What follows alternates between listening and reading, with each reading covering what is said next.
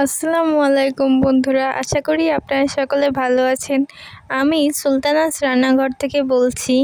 আজকে আপনাদের জন্য নিয়ে এসেছি দক্ষিণাঞ্চলের বিখ্যাত একটি খাবার, নারকেলের দুধ দিয়ে আমড়া দিয়ে রেসিপি। তাহলে চলুন বেশি কথা না বাড়িয়ে চলে যাই রেসিপিতে। প্রথমেই আমি কয়েকটি মাঝারি সাইজের আমড়া নিয়েছি। এখন এই আমড়াগুলোকে ধুয়ে ছিলে নিতে হবে। তারপর সবগুলো আমড়াকে এভাবে ফালি ফালি করে অল্প একটু কেটে নিতে হবে। এখন আমি আরও 5টা ডিম সিদ্ধ করে ছেলে নিয়েছি। এখন আমি ব্লেন্ডারের জার নিয়ে এর মধ্যে কুচি করে রাখা কিছু পেঁয়াজ দিয়ে দিব।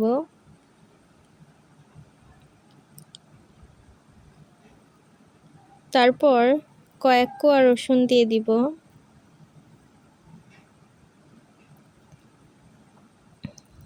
তারপর কুচি করে রাখা আদা দিয়ে ব্লেন্ড করে নিতে হবে। এখন আমি চুলায় একটি কড়াই নিয়ে এর মধ্যে পরিমাণ মতো তেল দিয়ে দিব। তারপর স্বাদমতো লবণ এবং হলুদ দিয়ে কিছুক্ষণ নেড়েচেড়ে নিতে হবে।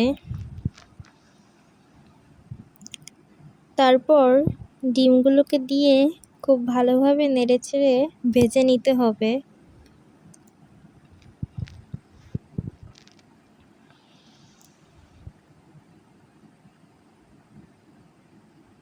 আমার ডিমগুলো ভাজা হয়ে গিয়েছে, তাই আমি উঠিয়ে নিলাম। এখন অন্য একটি প্যানে পরিমাণ মতো তেল দিয়ে দিব। তারপর এর মধ্যে 2টা এলাচ, দারচিনি এবং তেজপাতা দিয়ে দিব এবং আগে থেকে করে রাখা মশলাটাকেও দিয়ে দিতে হবে। তারপর দিয়ে দিব শুকনো মরিচ, দিয়ে খুব ভালোভাবে নেড়েচেড়ে মিশিয়ে নিতে হবে।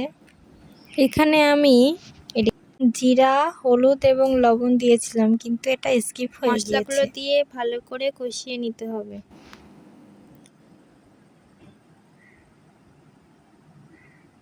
কিছুক্ষণ পর এর মধ্যে আমড়াগুলোকে দিয়ে দিতে হবে।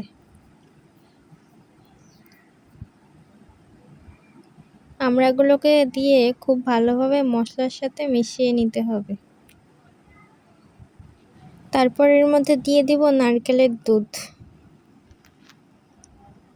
দিয়ে আমি আমড়াটাকে কষিয়ে নিব। তারপর 5 মিনিটের জন্য ঢেকে রেখে দিতে হবে। তারপর এর মধ্যে 2 চামচ চিনি দিয়ে খুব ভালোভাবে মিশিয়ে নিতে হবে। কারোর যদি আমড়াটা বেশি টক হয়ে থাকে তাহলে আপনারা একটু বেশি করে চিনি ব্যবহার করবেন।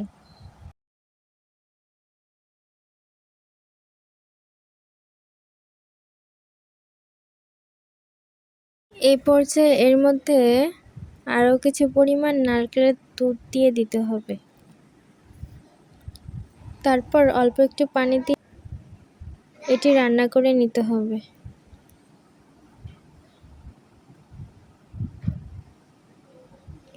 এখন আমি এটাকে 5 মিনিটের জন্য ঢেকে রেখে দিব।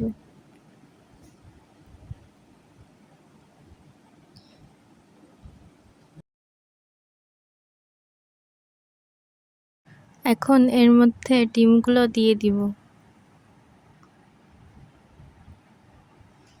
দিয়ে কিছুক্ষণ নাড়িয়ে চাড়িয়ে নিতে হবে। এখন আবার এটাকে 5 মিনিটের জন্য ঢেকে রেখে দিতে হবে। চলে আসলাম 5 মিনিট পর। এখন আবারও নাড়িয়ে চাড়িয়ে দিয়ে ঢেকে রেখে দিতে হবে।